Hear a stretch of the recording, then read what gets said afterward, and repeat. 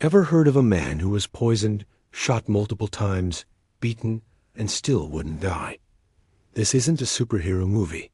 It's the real story of Grigori Rasputin, the mystic who held the Russian royal family in his thrall. His death is one of history's most bizarre and debated tales. It's December 1916, St. Petersburg. Russia is on the brink of revolution, and public anger is aimed at the German-born Tsarina Alexandra and her shadowy advisor Rasputin. A group of aristocrats, led by Prince Felix Yusupov, decide he has to go. They believe removing Rasputin is the only way to save the monarchy. Their plan? A simple assassination. But as they would soon find out, nothing about Rasputin was ever simple. The plot begins at Yusupov's lavish Moika palace. Rasputin is invited for a late-night meeting, promised a chance to meet the prince's beautiful wife. Down in a cellar, he's offered cakes and Madeira wine, both laced with enough cyanide to kill several men instantly. Rasputin eats the cakes and drinks the wine. But to the conspirators' horror, he just keeps talking. The poison has absolutely no effect. Did his infamous sweet tooth lead him to eat the untainted cakes? Or was there something else at play? Panicked, Yusupov excuses himself, grabs a pistol, and returns. He shoots Rasputin in the chest, a wound that should have been fatal. Rasputin collapses. The conspirators are relieved. Their grim task is done. But when Yusupov checks the body a little while later, the nightmare truly begins. Rasputin's eyes snap open.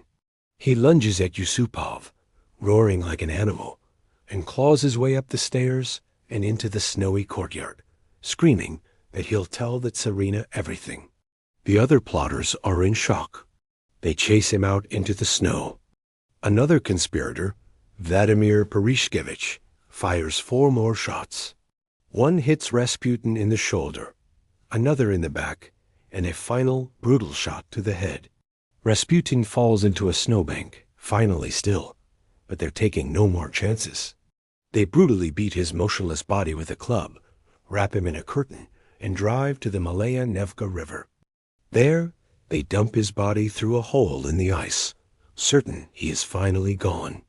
3 days later, his body is discovered, frozen solid. And here's where the legend takes its final chilling turn. The official autopsy report, which some historians now question, stated that the cause of death was not the poison, nor the multiple gunshot wounds, nor the severe beating. It was drowning.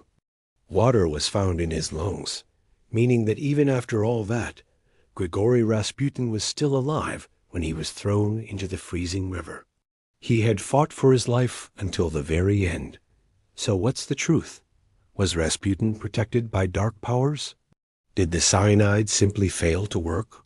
Were the autopsy reports exaggerated to create a legend? The details are murky, lost to history and propaganda. The number of people involved, the exact sequence of events, and the full extent of the conspiracy remain a mystery. The only thing we know for sure is that the death of the mad monk was as strange and extraordinary as his life. Just a few months later, the Russian Revolution erupted, and the Romanov dynasty he had served was swept away forever. What do you think really happened that night? Let me know your theories in the comments below. If you enjoyed this dive into one of history's greatest mysteries, make sure to hit that like button and subscribe for more strange stories. Thanks for watching.